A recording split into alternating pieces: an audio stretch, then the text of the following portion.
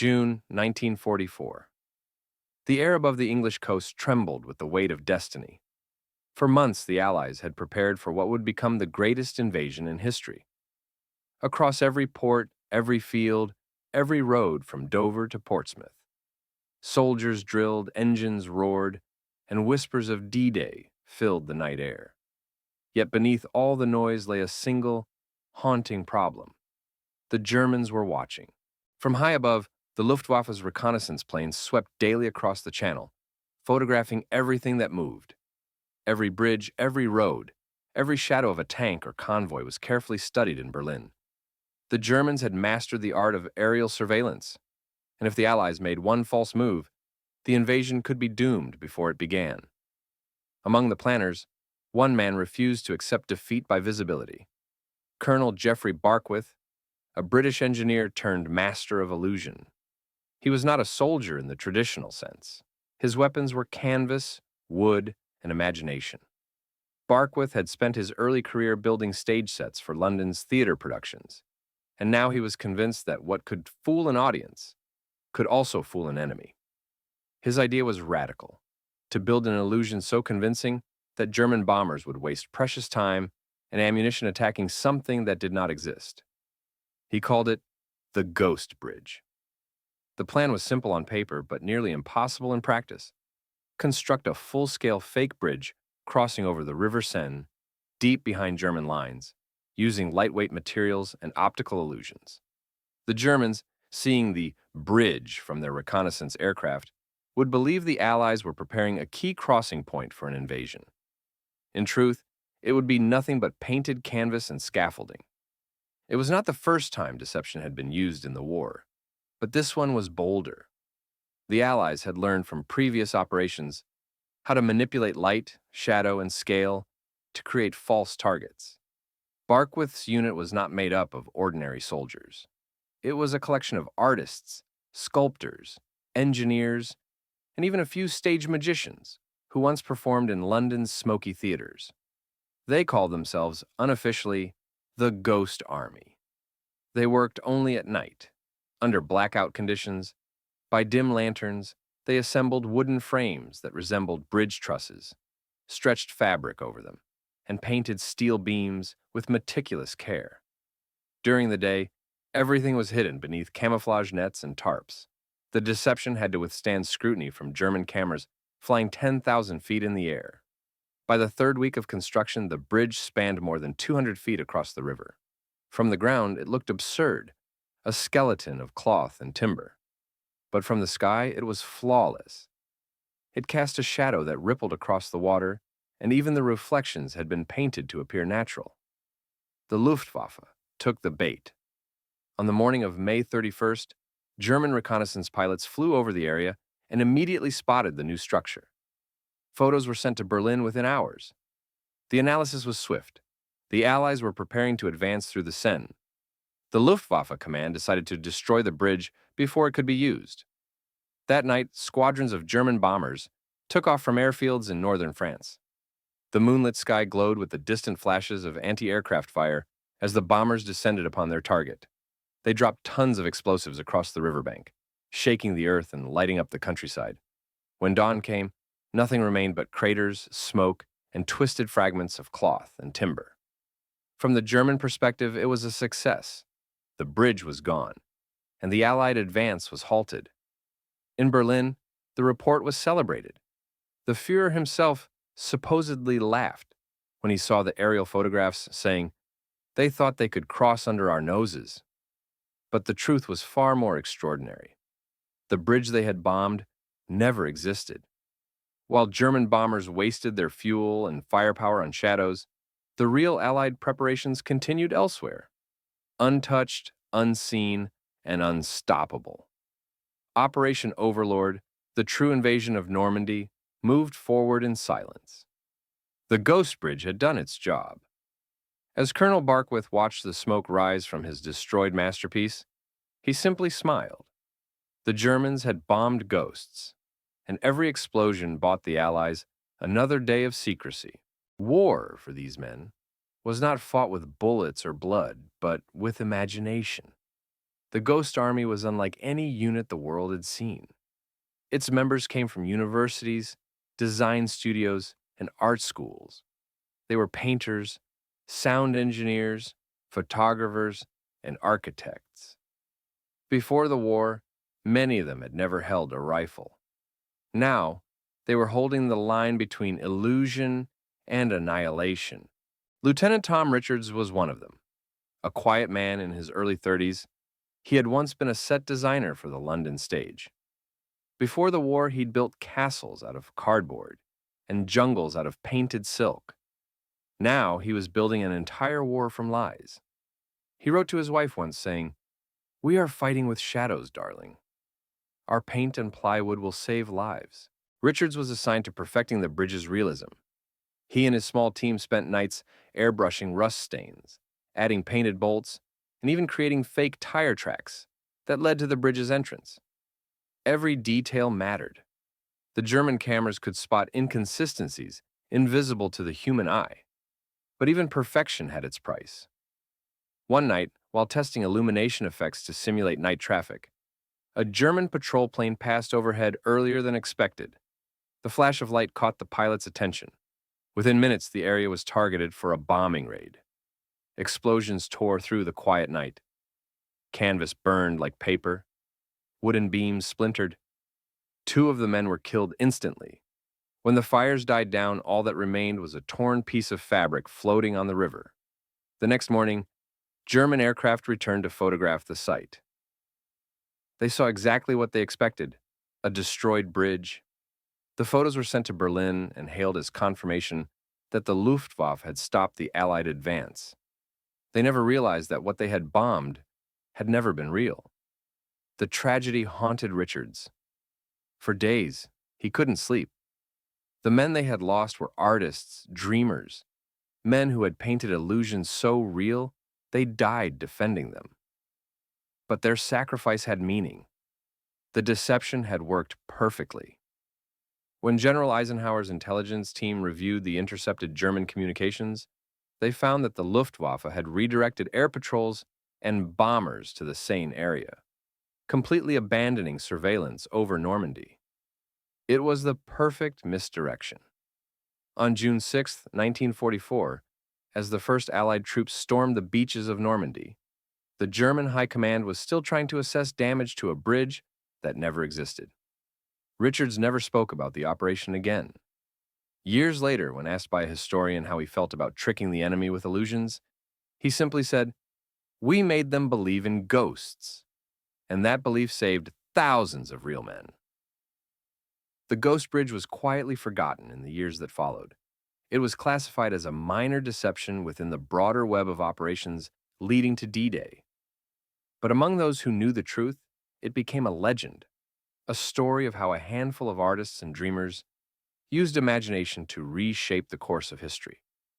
And so, as the world celebrated the liberation of France, the men who built the bridge that never existed slipped back into silence, unsung, unseen, and unremembered. Yet their shadows lingered across the riverbanks of Normandy, in the faded photographs of burned timber, and in the quiet triumph of a deception that fooled the most powerful air force in the world. High above the ruined countryside of northern France, the Luftwaffe's reconnaissance wings ruled the skies. Their cameras, mounted on Messerschmitts and Focke-Wulfs, captured thousands of photographs every day. From these black and white images, Germany built its perception of the war, where enemy divisions were massing, where bridges stood, where fuel depots were hidden. In Berlin, a man named Major Heinrich Adler led one of the Luftwaffe's most respected intelligence divisions. He was precise, logical, and deeply loyal to the Reich. For years, Adler had studied Allied tactics through aerial photographs, learning to read landscapes like novels. Every line of a road, every shadow of a tank, every glint on water spoke to him like code. On June 1st, 1944, Adler received a set of photographs that puzzled him. They showed the destroyed bridge near the Seine, the same one the Luftwaffe had bombed days earlier. The twisted remains matched the reports from the pilots, confirming a successful mission. Yet something about the aftermath unsettled him. The shadows. The bridge's shadow on the riverbank seemed inconsistent, not just in the destruction, but in the original pre-raid images. It looked too perfect, as though painted rather than cast. He also noted that there were no visible vehicle wrecks near the supposed crossing point. No burned trucks, no debris from convoys. If the Allies had truly been constructing a bridge for invasion, where were the men and machines that should have surrounded it? He marked his suspicions in a report, but it was dismissed. High command was content. The Führer's staff believed the bombing was a triumph of German air superiority. Questioning a victory was dangerous. Yet Adler could not shake his unease. In the privacy of his office, he began comparing sequential aerial shots, not just of the Seine, but of other supposed Allied construction sites. He began to notice patterns, identical truck formations, repetitive shadow shapes, even reflections that looked deliberate. Someone was painting a war from the air. The thought disturbed him. It meant the enemy understood their gaze, anticipated their cameras, and played to them like actors to an audience. Adler had to know more. He ordered fresh reconnaissance flights, instructing pilots to take photos at different times of day, dawn, midday, dusk, to study light changes. He also requested infrared scans, which could expose inconsistencies in material density. Days later, the results arrived, and they confirmed his worst suspicion. The bridge had been made of lightweight material. No steel, no concrete, no heat signatures from engines or construction. It was fake, entirely fake. Adler's blood ran cold. If one bridge was false, how many others were? How much of what Berlin believed about Allied positions was illusion? Could their entire intelligence framework be compromised by artists? He submitted a formal warning to command, but the reply was silence. Days later, his unit was reassigned to coastal defense analysis. Officially, the investigation was closed. Privately, Adler understood what that meant. The deception had succeeded. Germany no longer trusted its own eyes. While Adler wrestled with the truth in Berlin, across the Channel, the Ghost Army expanded its reach. The success of the Ghost Bridge had opened new possibilities. Allied command now wanted illusions everywhere: fake airfields, decoy tanks, even phantom divisions. Colonel Barkwith's men were transferred to a new base near Dover, where they joined American and Canadian deception units. Together, they began designing Operation Fortitude, the grand deception meant to convince Germany that the real invasion would strike Pas-de-Calais, not Normandy. But for Barkwith, one lesson from the Ghost Bridge haunted him. Realism came at a cost. 2 of his best men had died for a lie. If they were to deceive again, it had to be perfect and bloodless. Lieutenant Tom Richards took charge of visual design for the new operation. His team built inflatable tanks, fake landing craft, and entire motor pools out of rubber and wood. They studied aerial photography techniques, ensuring each setup looked convincing from the sky. Shadows were adjusted using smoke machines. Reflective paint mimicked steel. Camouflage netting concealed the artifice during low flights. And to make it all believable, they needed sound. The U.S. Signal Corps joined forces with them, creating massive mobile speakers that could project recorded sounds of tank engines, gunfire, and shouting soldiers across miles of empty fields. At night, the echo of an entire army filled the French countryside, an army that didn't exist. From above, the Luftwaffe saw exactly what they expected: the mighty Allied buildup near Calais. The deception was working. Every false bridge, every phantom tank reinforced the illusion. Meanwhile, Barkwith watched reports stream in. German bombers striking decoy targets, reconnaissance planes flying patterns miles away from Normandy. Each misdirected raid meant fewer bombs on real soldiers. But he couldn't shake a feeling of guilt. "We're turning war into theater," he told Richards one night, "and the audience doesn't know the actors are dying." Richards replied quietly, "If the show ends sooner, perhaps that's mercy." Their work was as fragile as it was vital. A single German spy, a single captured photograph, could expose everything. Yet somehow, through secrecy and discipline, the illusion held. By early June 1944, Berlin remained convinced that the Allied invasion would strike at Calais. The Luftwaffe diverted its aircraft there, the Wehrmacht repositioned its reserves, and Hitler's own orders forbade moving reinforcements to Normandy without direct confirmation. The Ghost Bridge had been only the first act. The real performance was about to begin. The greatest illusion of the Second World War. As dawn approached on June 6th, the tide of history turned toward Normandy, and above the coast, Major Adler's final reconnaissance report, warning of unusual silence near Caen, lay unread on a crowded desk in Berlin. By late April 1944, the English countryside had become a magician's stage. Everywhere, deception teams worked around the clock to build an illusion so convincing that it fooled not only the Luftwaffe's pilots, but also many Allied soldiers who weren't in on the secret. Rows of Sherman tanks lined open fields, except they weren't tanks. They were rubber inflatables, filled with air and painted with meticulous precision. Their shadows fell real. Their reflections shimmered on wet ground, and from the sky they looked like an armored division ready to move. Hundreds of trucks, all made from plywood and canvas, stood in formation. Wooden frames, painted windows, fake oil stains, each one carefully designed to convince a German reconnaissance pilot that an invasion was imminent near Calais, not Normandy. At night, the illusion deepened. The Royal Engineers set up dummy campfires, flickering with controlled gas burners.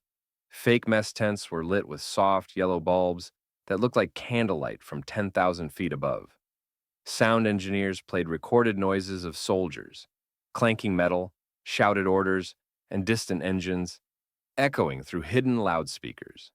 It was all part of Operation Fortitude South, one of the most elaborate deception campaigns in military history. The German High Command received daily reconnaissance photos, confirming what they wanted to believe. The main invasion force was gathering in southeast England. Patton's mighty 1st U.S. Army Group was preparing to strike Calais, the shortest route to France. Only there was no Patton army there. Just a handful of men, artists, engineers, and illusionists, creating the world's largest phantom army.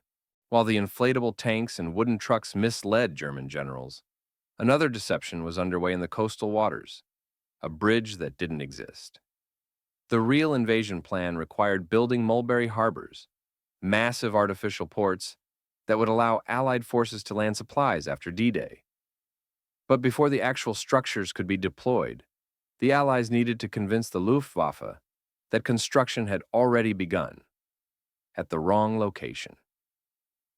In early May 1944, under moonless skies, a small team from the Royal Navy's Deception Unit sailed from Dover with an unusual cargo. Wooden beams, empty barrels, smoke generators, and hundreds of floating canvas sheets, painted gray to mimic steel platforms. They worked for nights, assembling a vast floating structure off the coast of Kent. A fake bridge, a phantom harbor visible only from the air. From above, it appeared that engineers were building an enormous dock, stretching into the English Channel. It even had fake cranes, supply barges, and small boats moving back and forth, piloted by remote control systems, developed by British technicians. At dawn, Luftwaffe reconnaissance planes soared overhead, snapping photos of what looked like an active invasion port. The Germans took the bait. Intercepted radio messages later revealed that Berlin believed the Allies would launch from Kent toward Calais. Orders were issued to fortify the Pas-de-Calais region, pulling vital divisions away from Normandy. The deception was working, but it wasn't without cost. On the second night of construction, a sudden storm ripped through the channel. The fake bridge tore apart, wooden planks scattering into dark waves. Smoke generators sank. A few men barely made it back to shore. Yet even that chaos played into the illusion. German analysts interpreted the wreckage as proof of an aborted Allied attempt to build an invasion bridge too early. The failed bridge became part of the legend. As Allied commanders reviewed the intercepted German intelligence, a quiet confidence spread across their faces. The plan was holding. The Germans still believed in the bridge that never existed. But behind the scenes, tension was rising. Only a handful of top officers knew that the real invasion, Operation Overlord, was just weeks away. Every illusion had to hold, every false bridge had to stay convincing, and every whisper of truth had to be buried under a mountain of lies.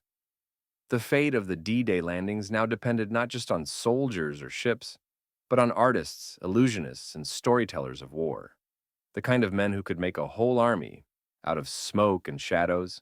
By late May 1944, the German High Command was certain the Allies would attack at Calais. Every intercepted photo, every decrypted signal, every reconnaissance report pointed to one conclusion. Even Adolf Hitler himself declared that Normandy was just a distraction, a feint. The real invasion, he insisted, would come where the channel was narrowest. And so, the stage was set for the final act of deception. On the evening of June 2nd, as the tides began to shift and the moon fell low, the Royal Navy's deception teams gathered at the harbor. Their mission was as daring as it was bizarre: to sail an entire fleet that didn't exist. Each vessel in this phantom convoy was a masterpiece of trickery. Small wooden fishing boats fitted with radar reflectors to appear massive on German screens, old barges rigged with smoke machines and light projectors to mimic destroyers, and even radio beacons broadcasting signals used by Allied fleets. At precisely 2200 hours, the Ghost convoy set sail into the dark channel, heading northeast directly toward Calais. From Dover, British radar technicians coordinated the performance like an orchestra, timing each radio transmission, adjusting each smoke burst, and maintaining the illusion that hundreds of ships were moving across the water. When the Luftwaffe's coastal patrol planes arrived at dawn, they saw chaos below, waves breaking against what looked like an enormous invasion fleet. They radioed back to command. Large Allied naval formation moving toward Calais, possibly the beginning of an assault. German spotters scrambled, anti-aircraft guns roared to life, and Wehrmacht generals rushed to battle stations, all for an army that wasn't there. Meanwhile, real Allied convoys, carrying the men of Operation Overlord, slipped quietly out of ports far to the west, unseen, unheard. In a single night, the illusion had stolen the enemy's eyes. The Ghost convoy became one of the greatest performances in naval history. But for the men who orchestrated it, there was no applause. Only exhaustion, silence, and the haunting knowledge that their phantom fleet had bought the Allies a few precious hours of secrecy, perhaps enough to change the war. As the invasion date approached, June 5, 1944, the Luftwaffe made one last attempt to see through the smoke. High above the channel, German reconnaissance planes cut through thick clouds, cameras whirring, trying to locate the true invasion site. But what they saw was exactly what the Allies wanted them to see. British meteorologists, working alongside deception planners, had forecasted the perfect storm.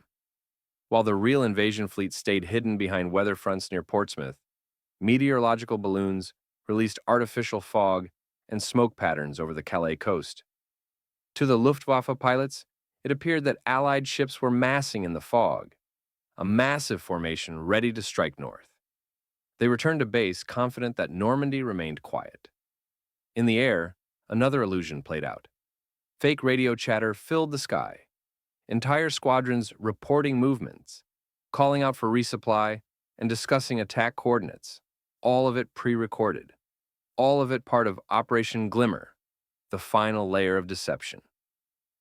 Then, something strange happened. A few Luftwaffe officers began to question the illusion. They noticed inconsistencies. radar signals that appeared too uniform, movements that seemed too synchronized. One officer, Major Klaus Reinhardt, sent a warning to Berlin. The enemy is deceiving us. These may be phantom operations, but his message was lost in bureaucracy. Hitler and his generals remained fixated on Calais. Even as reports trickled in from Normandy, vague, fragmented, urgent, they refused to move their reinforcements. At dawn on June 6th, the truth finally broke through the fog. German outposts along the Normandy coast saw the horizon turn black with ships, thousands of them. The real invasion had begun, and as the first Allied troops stormed the beaches, Luftwaffe pilots scrambled into their cockpits too late. Their fuel depots were empty, their planes scattered, their eyes blinded by weeks of lies. The bridge that never existed, the ghost convoys, and the phantom armies had done their job. When the real battle began, the enemy's gaze was still fixed on a mirage. The Allies had conquered not through numbers or might, but through imagination. At dawn on June 6, 1944, the air above Normandy trembled. For hours, the sea had carried an endless hum, the thrum of engines, the creak of ships cutting through cold water, and the whisper of men waiting for history to begin. When the first light broke through the clouds, the horizon seemed alive.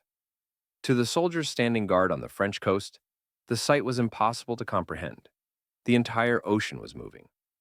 From the cliffs near Vierville, a young German conscript named Heinz Lorck squinted through binoculars. He saw hundreds of landing craft, destroyers, and troop carriers advancing in a single, terrible formation. He ran to his superior, shouting, "Herr Hauptmann, it's an invasion!" But his officer shook his head. "No, the Führer says Calais. This must be a diversion." For another crucial 6 hours, confusion reigned across the German command chain.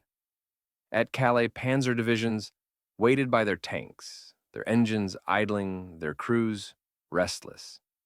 The radio crackled with urgent reports from Normandy. Beaches burning, fortifications collapsing, Allied aircraft screaming overhead. Still, the order from Berlin remained. Hold your positions. The main invasion will come at Calais. By the time the truth sank in, it was too late. When the armored columns finally began to roll toward Normandy, they found roads clogged with wreckage, bridges destroyed, and skies owned by Allied planes. In a secret command bunker near St. Lo, Colonel Friedrich Weber, the same officer who had once inspected the Phantom Bridge, now stared at a map littered with red markers. The front was collapsing. Not because the enemy had overpowered them, but because Germany had been looking in the wrong direction. He turned to his aide and whispered almost to himself, "They fooled us. With shadows. With ghosts." All across occupied France, similar realizations were dawning. Quiet, stunned, and bitter. The deception had worked too well. Germany had not just been outnumbered, it had been outthought. By mid-June, the magnitude of the deception began to surface in captured Allied documents and interrogations. What the Germans discovered shocked even their most skeptical intelligence officers. They found references to Operation Fortitude, Operation Glimmer, Operation Taxable, elaborate schemes involving fake radio networks, rubber tanks, and phantom airfields. Entire divisions had existed only on paper, complete with payrolls, insignias, and even correspondence, intercepted by German intelligence. Colonel Weber read through one report in disbelief. It described how the Allies had created a fictional 1st U.S. Army Group, supposedly commanded by General George S. Patton, stationed opposite Calais. They had even staged mock training exercises and allowed Luftwaffe reconnaissance planes to photograph troops, actually wooden dummies and canvas vehicles. He slammed the folder shut. "We were fighting an army that wasn't real," he muttered, "and we lost to it." As Allied troops pushed deeper into France, the psychological toll on the German officers grew heavier. For the first time, they understood that their war machine, once the most feared in the world, had been defeated not by force, but by illusion. And then came the cruelest irony. Captured Allied engineers revealed that the bridge Weber had once seen and reported on, the bridge that prompted weeks of Luftwaffe patrols and resource redeployment, had never existed. It was nothing more than light, paint, and canvas stretched across a marsh. That night, Weber walked through the ruins of a bombed-out village. The moonlight glimmered on the twisted steel of destroyed half-tracks. Somewhere in the distance, an American radio played faint swing music, joyful, foreign, indifferent to his despair. He thought about his men, the fuel they had wasted, the lives lost, chasing phantoms. The realization came to him slowly, painfully. Germany had been beaten long before the beaches of Normandy. It was beaten the moment it underestimated the imagination of its enemy. For every bomb that fell, there had been a whisper of deception. For every bullet fired, a story planted. And in the end, truth itself had become a weapon. The bridge that never existed had become a symbol of how wars are not only won by soldiers and steel, but by the cleverness to make the enemy fight a battle that was never there. By July 1944, Normandy had become a graveyard of steel. The beaches that once shimmered with hope and fire were now littered with rusting tanks, shattered helmets, and the unending buzz of flies. The German front was collapsing westward, retreating in chaos. But somewhere deep in England, far from the screams and smoke, a different kind of victory was being celebrated. Quiet, restrained, and known only to a select few. In a dimly lit room beneath St. James's Park, the British and American intelligence teams gathered around a long table. At its center lay a photograph, the same area near the Seine where the Germans once believed a massive bridge stood. It was empty now, just open countryside and the faint scars of tire tracks where Allied trucks had driven weeks earlier. A man in a tweed jacket, Colonel Peter Wainwright, one of the key planners of the deception, stood up and read from a report. Intercepted communications confirm. The Luftwaffe conducted over 70 sorties against the non-existent bridge. Panzer Division 21 was delayed by nearly 24 hours. Applause was forbidden. No medals would be awarded for this kind of victory. But among the officers, there was a silent acknowledgement, a deep, knowing pride that their trickery had turned the tide of the war. In Washington, similar recognition stirred. General Dwight D. Eisenhower received a brief marked Top Secret, Deception's Success Summary. He smiled faintly and said to an aide, "They built a bridge that never was, and crossed it to victory." Back in the ruins of occupied France, the cost of the deception became clear. Thousands of German soldiers had been repositioned, hundreds of tons of fuel burned on false pursuits, and entire reconnaissance wings wasted on hunting ghosts. For Germany, the war had become a cruel game of chasing shadows. Colonel Friedrich Weber, now stationed in Paris, read the Allied announcements with disbelief. Every intercepted message revealed another layer of deceit. Fake radio operators, dummy parachutists, even inflatable tanks so real that Luftwaffe pilots swore they saw sunlight glinting off their turrets. In a letter to his wife, written days before Paris fell, he confessed, "We have lost 2 artists and storytellers. Their courage was in their imagination. Ours died in our obedience."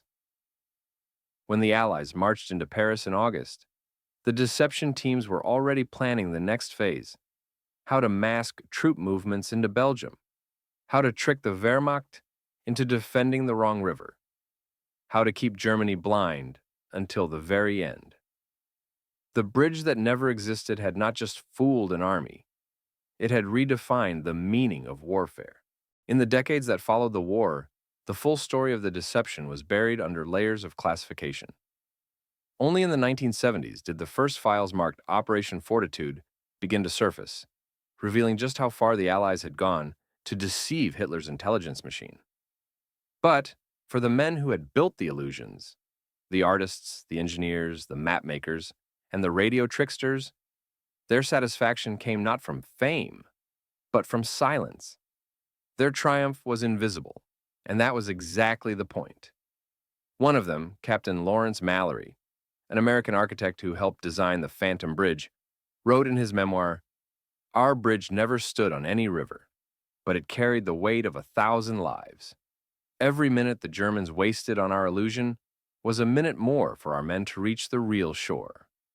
Meanwhile, across the Atlantic, a few surviving German officers gave interviews decades later. Colonel Weber, older, frail, and haunted, spoke to a historian in 1961. His voice trembled as he recalled that fateful week before D-Day. "We were looking for something that didn't exist," he said. "When we finally realized the truth, I felt no anger, only admiration." They used imagination as a weapon, and we never saw it coming.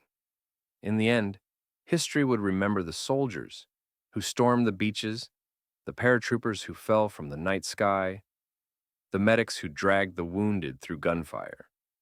But somewhere, beneath that heroism, were men who fought a different kind of war, a war of mirrors, of whispers, of light and shadow. The bridge that never existed became a symbol of that hidden struggle. A bridge not between two banks of a river, but between reality and illusion, between truth and lies, between war and the quiet genius that ends it. As Allied archivists later wrote in the summary of the operation, "It was not the bridge that mattered. It was the belief that it was there. And so, the legend of the bridge that never existed endures." A story of how, in the greatest war the world ever knew, the mind itself became the most powerful weapon of all.